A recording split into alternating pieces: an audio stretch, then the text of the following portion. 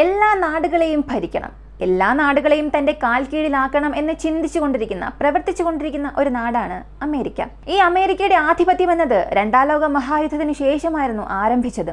70 വർഷത്തോളമായി ഈ ലോകത്തെ പല രീതിയിൽ ഭരിച്ചുകൊണ്ടിരിക്കുകയാണ്. അമേരിക്ക വിചാരിക്കുന്നത് മാത്രമേ ഈ ലോകത്തിൽ നടക്കാവൂ. അങ്ങനെ അമേരിക്കക്കെതിരെ ആരെങ്കിലും സംസാരിച്ചാൽ ആ നാട്ടിൽ പിന്നെ പല പ്രശ്നങ്ങളുണ്ടാകും. അതല്ല, അമേരിക്കക്കെതിരെ ആരെങ്കിലും പ്രവർത്തിക്കുകയാണെങ്കിൽ അവർ വളരെ വിചിത്രമായ രീതിയിൽ അപകടത്തിലോ മറ്റേതെങ്കിലും രീതിയിലോ മരിക്കും. ഇങ്ങനെ പല രീതിയിൽ ലോകത്തെ ആട്ടി ഭരിച്ചുകൊണ്ടിരുന്ന അമേരിക്കയുടെ സ്വാധീനം ഇപ്പോൾ ഏഷ്യൻ ഭൂഖണ്ഡത്തിൽ, അതായത് നമ്മുടെ ഇന്ത്യയുള്ള ഈ ഭൂഖണ്ഡത്തിൽ പതിയെ പതിയെ കുറയാൻ തുടങ്ങിയിട്ടുണ്ട്. ഈസ്റ്റേൺ സൈഡിൽ ഉണ്ടായിരുന്ന ഇൻഫ്ലുവൻസ് അങ്ങനെ മാറി ഇപ്പോൾ വെസ്റ്റേൺ സൈഡിലേക്ക് പോകാൻ തുടങ്ങിയിട്ടുണ്ട്. ഇതിന് പല കാരണങ്ങളുണ്ട്. ഈ കാരണങ്ങൾ എന്തെല്ലാമാണ്? അമേരിക്കയുടെ ഇൻഫ്ലുവൻസ് എങ്ങനെയാണ് ഏഷ്യൻ ഭൂഖണ്ഡത്തിൽ വളർന്നത്? ഇവയെല്ലാം ഈ വീഡിയോയിലൂടെ വ്യക്തമായി കാണാം.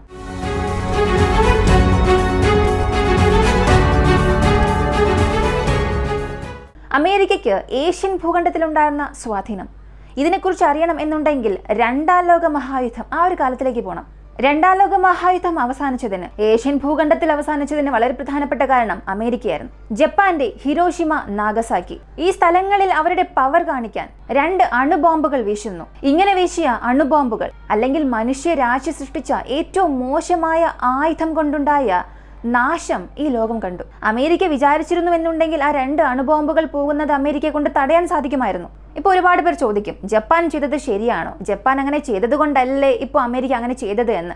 അണുവായുധം അവിടെ ഉപയോഗിക്കേണ്ട ആവശ്യമേ ഇല്ലായിരുന്നു. അത്രത്തോളം അമേരിക്കയ്ക്ക് വലിയ പ്രശ്നങ്ങളൊന്നും ഇല്ലായിരുന്നു. അവരുടെ സ്വാധീനം കാണിക്കാൻ, അവരുടെ ആധിപത്യം കാണിക്കണം എന്നുള്ള ഒരേ ഒരു കാരണം കൊണ്ടാണ് ഈ 2 അണുബോംബുകളെയും ജപ്പാനിലേക്ക് വീശിയത്. ഇതിനെക്കുറിച്ച് ആ ലോകയുദ്ധകാലത്തിലുണ്ടായിരുന്ന ഒരുപാട് അമേരിക്കൻസ് ആയാലും അമേരിക്കയിലെ കമാൻഡോസും ചില ഇന്റർവ്യൂസിൽ പറഞ്ഞിട്ടുണ്ട്. ഇങ്ങനെയുള്ള യുദ്ധം അവസാനിപ്പിച്ചതിന് ശേഷം അമേരിക്കയുടെ സ്വാധീനം എന്നത് വെസ്റ്റേൺ സൈഡിൽ നിന്നും ഏഷ്യൻ ഭൂഖണ്ഡത്തിലേക്ക് പടരാൻ തുടങ്ങി. ഒരു ഭാഗത്ത് റഷ്യ, അതായത് സോവിയറ്റ് റഷ്യ എന്ന ഒരു സാമ്രാജ്യം, മറ്റൊരു ഭാഗത്ത് അമേരിക്കയും അവരുടെ സൗഹൃദ നാടുകൾ എന്ന മറ്റൊരു മഹാശക്തി. ഇങ്ങനെ ഇവരെല്ലാവരും ചേർന്ന് ഈ ഏഷ്യൻ ഭൂഖണ്ഡത്തെ സ്വാധീനിക്കാൻ തുടങ്ങി. നേരത്തെ തന്നെ സോവിയറ്റ് റഷ്യ ഒരു വലിയ രാജ്യമായിരുന്നതുകൊണ്ട് അവരുടെ സ്വാധീനത്തിലുണ്ടായിരുന്ന രാജ്യങ്ങളെ ഡിഫെൻഡ് ചെയ്യാൻ ആഗ്രഹിക്കുന്നു. എന്നാൽ അതേസമയം അമേരിക്ക ഈ സോവിയറ്റ് റഷ്യയെ എങ്ങനെയെങ്കിലും നശിപ്പിക്കണം, അവരുടെ സ്വാധീനം യൂറോപ്യൻ ഭൂഖണ്ഡത്തിൽ കൂടിക്കൊണ്ടുവരികയാണ്, ഏഷ്യൻ ഭൂഖണ്ഡത്തിലും സോവിയറ്റ് റഷ്യയുടെ സ്വാധീനം കൂടി വരികയാണെന്ന് പറഞ്ഞ് അവർക്ക് എതിരെ പല കാര്യങ്ങൾ അമേരിക്ക ചെയ്യാൻ തുടങ്ങി. അതിൽ ഒന്നാണ് നാറ്റോ എന്ന സംഘടനയുടെ രൂപീകരണം. അടുത്തത്, സോവിയറ്റ് റഷ്യയ്ക്ക് എതിരായിട്ടുള്ള കോൾഡ് വാറിൽ പല നാടുകൾ, അതായത് റഷ്യയ്ക്കും റഷ്യയെ സപ്പോർട്ട് ചെയ്യുന്ന നാടുകൾക്കും എതിരെ പ്രവർത്തിക്കാനായി തീവ്രവാദ ഗ്രൂപ്പുകളെ വളർത്തിയെടുക്കാൻ തുടങ്ങി. ഇതിനൊരു ഉദാഹരണമാണ് അഫ്ഗാനിസ്ഥാനിലെ താലിബാൻസ്. ഇങ്ങനെ സോവിയറ്റ് റഷ്യക്കെതിരെ പ്രവർത്തിക്കണം, അവരെ നശിപ്പിക്കണം എന്ന് കരുതിയ അമേരിക്ക ഈ റഷ്യയെ ചുറ്റിയുള്ള നാടുകളിലെല്ലാം പല സ്ഥലങ്ങളിൽ അവരുടെ ബേസുകൾ പണിയാൻ തുടങ്ങി. മിഡിൽ ഈസ്റ്റിനെ സംബന്ധിച്ച് ഈ ക്രൂഡ് ഓയിൽ എന്ന ഒരേ ഒരു കാര്യം കയ്യിൽ വെച്ചുകൊണ്ട് അമേരിക്ക മുഴുവൻ മിഡിൽ ഈസ്റ്റിനെയും തന്റെ കൈക്കുള്ളിലാക്കി.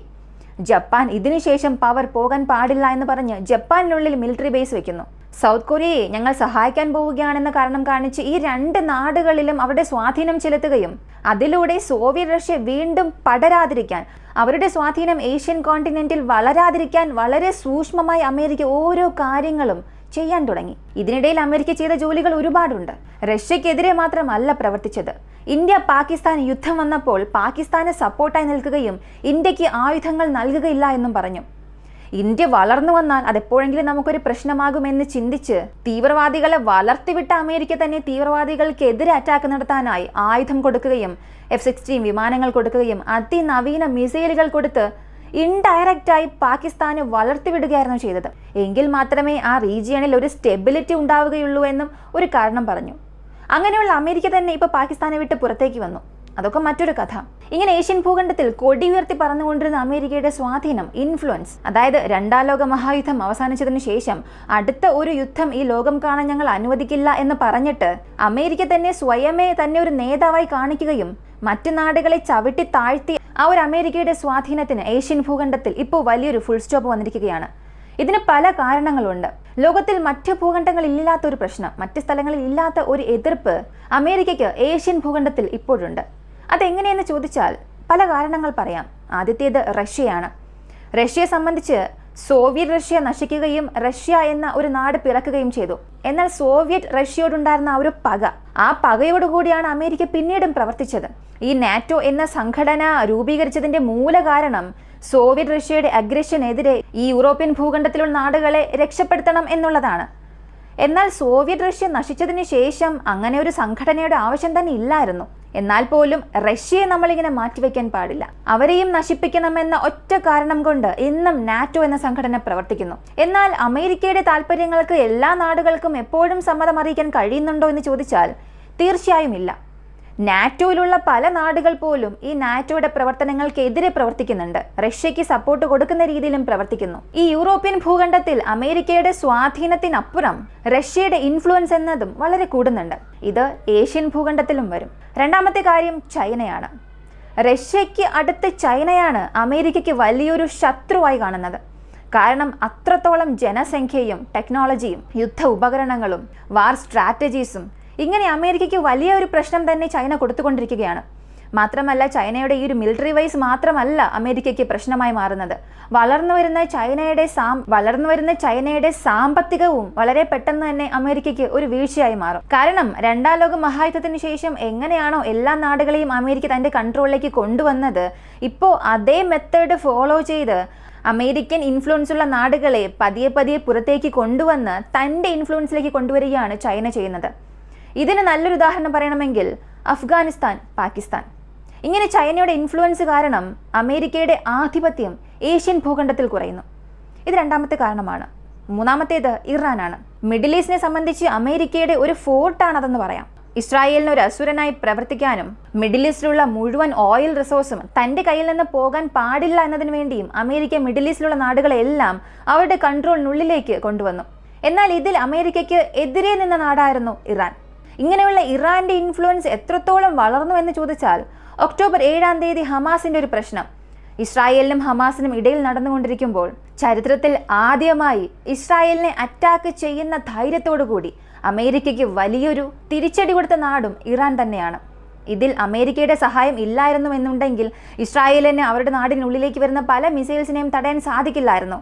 എത്ര തന്നെ അകത്തേക്ക് വന്നത് ഒരു നോർമൽ ബാലിസ്റ്റിക് മിസൈൽ ആയിരുന്നാലും, അതല്ല ഒരു യുദ്ധകാലത്തേക്ക് അകത്തേക്ക് വരുന്നത് ഒരേ ഒരു അണുആയുധ മിസൈൽ ആയിരുന്നാൽ കൂടിയും ഇസ്രായേലിന്റെ അവസ്ഥയെ അത് വളരെ മോശമായി ബാധിച്ചിരിക്കും. വലിയൊരു യുദ്ധത്തിന് തന്നെ അത് തുടക്കം കുറിക്കുമായിരുന്നു. എന്നാൽ അമേരിക്ക ഉള്ളത് കൊണ്ട് മാത്രമാണ് ഇസ്രായേലിന് ആ മിസൈലുകളെല്ലാം തടയാൻ സാധിച്ചത്. നാലാമത്തേത്, ഈ ഒരു കാരണം ഇപ്പോൾ നിങ്ങൾക്ക് തന്നെ മനസ്സിലായിട്ടുണ്ടാകും, മറ്റൊന്നുമല്ല, ഈ റഷ്യ ഉക്രൈൻ യുദ്ധമാണ്.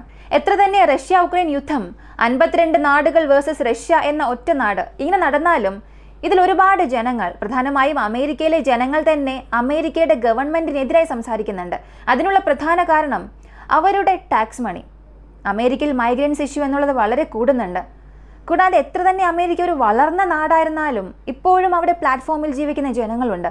വീടോ സൗകര്യമോ ഇല്ലാത്ത ജനങ്ങളുണ്ട്. ഭക്ഷണത്തിന് കഷ്ടപ്പെടുന്ന ജനങ്ങളുണ്ട്. ജോലി ഇല്ലാത്തവരുണ്ട്. അതുകൂടാതെ പോവർട്ടി ലൈന് കീഴിലുള്ള ജനങ്ങൾ, ഇങ്ങനെ എല്ലാവരും അമേരിക്കയിലുണ്ട്. പല $1 ബില്യൺ കൊണ്ട് ഏതോ നാടിന് ചിലവഴിക്കുകയാണ്. അത് ഞങ്ങൾക്ക് തന്നാൽ നിനക്ക് എന്താണ് പ്രശ്നം? അത് ഞങ്ങൾക്ക് ചിലവാക്കിയാൽ ഞങ്ങളുടെ ജീവിത രീതി മാറുമെന്ന് അമേരിക്കൻ ഗവൺമെന്റിനെതിരെ അമേരിക്കയിലെ ജനങ്ങൾ തന്നെ തിരിഞ്ഞിട്ടുണ്ട്. ഈ ഉക്രൈൻ യുദ്ധം എന്നത് അമേരിക്കൻ ഭൂഖണ്ഡവും കഴിഞ്ഞ് ഏഷ്യൻ ഭൂഖണ്ഡവും കഴിഞ്ഞ് പല നാടുകളിൽ ഇപ്പോൾ പ്രതിഫലിക്കാൻ തുടങ്ങിയിട്ടുണ്ട്. എത്ര തന്നെ ഇത്രയേറെ നാടുകൾ ചേർന്ന് എന്തൊക്കെയോ ചെയ്തിട്ടും ഒരു നാടിനെ നിങ്ങൾക്ക് ഒന്നും ചെയ്യാൻ സാധിക്കുന്നില്ലല്ലോ എന്നൊരു അഭിപ്രായം ജനങ്ങൾക്കിടയിൽ കൂടി വരുന്നുണ്ട്. അവസാന കാര്യമാണ് നമ്മുടെ ഇന്ത്യ. എന്താണെന്ന് ചോദിച്ചാൽ റഷ്യ ഉക്രൈൻ യുദ്ധത്തിന് ശേഷം അമേരിക്കയുടെ ഇന്ത്യൻ അപ്രോച്ച് എന്നത് മുഴുവനായും മാറിയിട്ടുണ്ട്. മുൻപൊക്കെ അമേരിക്ക ഒരു കാര്യം പറഞ്ഞാൽ ഇന്ത്യ അത് കേൾക്കണം എന്നവർ ആഗ്രഹിക്കും. പക്ഷെ ഇപ്പോഴുള്ള അവസ്ഥ അങ്ങനെയല്ല. കാലം മാറിയതുപോലെ ഒരുപാട് കാര്യങ്ങളും മാറിയിട്ടുണ്ട്. താൻ പറയുന്നത് ഇന്ത്യ ശ്രദ്ധിക്കുമോ എന്നൊരു അവസ്ഥയിലേക്ക് ഇപ്പോൾ അമേരിക്ക വന്നിട്ടുണ്ട്. ആ ഒരു അവസ്ഥയിലേക്ക് നമ്മൾ അവരെ കൊണ്ടുവന്നു. ഇതിന് നല്ലൊരു ഉദാഹരണമാണ് റഷ്യ ഇന്ത്യയും തമ്മിലുള്ള ഓയിൽ ട്രേഡ്. ഇത് നിങ്ങൾക്ക് അത്ര പെട്ടെന്ന് മറക്കാൻ കഴിയില്ല. കാരണം അത്രത്തോളം ഈ ഒരു ടോപ്പിക് കാരണം പല സംഭവങ്ങൾ നടന്നിട്ടുണ്ട്. റഷ്യയുടെ പക്കൽ നിന്നും നീ ഓയിൽ വാങ്ങാൻ പാടില്ല. റഷ്യയിൽ നിന്നും അങ്ങനെ ഓയിൽ വാങ്ങുകയാണെങ്കിൽ നിന്റെ നാടിന് സാമ്പത്തിക ഉപരോധം ഏർപ്പെടുത്തുമെന്ന് നമ്മളെ തന്നെ ഭീഷണിപ്പെടുത്തി. പക്ഷെ നമ്മൾ ആ സമയം വെറുതെ ഇരുന്നോ എന്ന് ചോദിച്ചാൽ ഇല്ല. നമ്മുടെ വിദേശകാര്യമന്ത്രി ജയശങ്കർ ഒരേ ഒരു ഉത്തരം മാത്രം പറഞ്ഞു: എന്റെ നാടിൽ ഇത്രയേറെ ബില്യൺ ജനങ്ങളുണ്ട്. നിന്റെ ഒരാളുടെ വാക്ക് മാത്രം കേട്ടിട്ട് ഇത്രയും പേർക്കെതിരെയുള്ള കാര്യം എന്നെ കൊണ്ട് ചെയ്യാൻ സാധിക്കില്ല. എൻ്റെ നാടിന് എന്താണോ നല്ലത് അത് മാത്രമേ ഞാൻ ചെയ്യുകയുള്ളൂ. അമേരിക്കയുടെ മനോഭാവമാണ് മാറ്റേണ്ടത്. നിങ്ങൾ പറയുന്നത് ലോകനാടുകൾ കേൾക്കണം, നിങ്ങൾ പറയുന്നത് തന്നെ എല്ലാം ചെയ്യണം എന്നുള്ള നിങ്ങളുടെ മനോഭാവം വിട്ട് നിങ്ങൾ പുറത്തേക്ക് വരണമെന്ന് മുഖത്തടിച്ചതുപോലുള്ള ഒരു മറുപടിയായിരുന്നു ജയശങ്കർ നൽകിയത്. അതിനുശേഷം അമേരിക്ക തന്നെ അവരുടെ സ്റ്റാൻഡ് മാറ്റി. അതെ, ഇന്ത്യ പറയുന്നതും ശരിയാണ്, അത്രയേറെ ജനങ്ങളുണ്ട്, അവർക്ക് ആവശ്യമായത് അവർ ചെയ്യുന്നു, ഇതിൽ ഞങ്ങളുടെ താല്പര്യത്തിന് എന്തിരിക്കുന്നു? എന്നാൽ റെഡ് ലൈൻ ഇന്ത്യ ക്രോസ് ചെയ്യാതെ ഞങ്ങൾ നോക്കുമെന്ന് അതിനും ഒരു മറുപടി പറഞ്ഞു. ഇപ്പോൾ അടുത്തിടെ പോലും ജയശങ്കർ ഒരു കാര്യം പറഞ്ഞു. അമേരിക്കയുടെ നിലപാടെന്നത് സ്വാധീനം എന്നത് ഏഷ്യൻ ഭൂഖണ്ഡത്തിൽ മാറുകയാണ്.